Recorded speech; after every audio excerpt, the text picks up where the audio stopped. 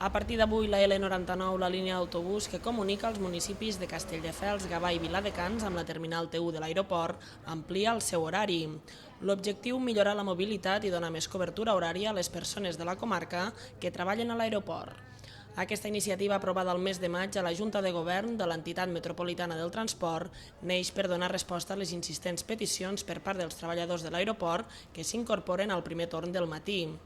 Aquesta ampliació suposa adelantar una hora l'inici del servei. La primera expedició, doncs, que abans sortia a les 6 del matí de Castelldefels, ara sortirà a les 5. Aquest canvi permetrà fer 2 expedicions més de les que es feien fins ara. Des de l'aeroport també s'ha ampliat el primer servei que abans sortia a 3:15 del matí, ara sortirà una hora abans.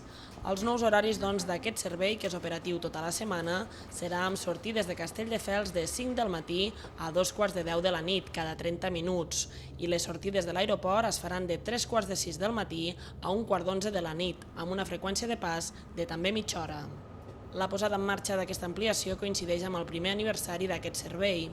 Segons dades de Baixbus, des de la seva creació fins a l'abril de 2010, aquesta línia ha transportat 256.000 viatgers.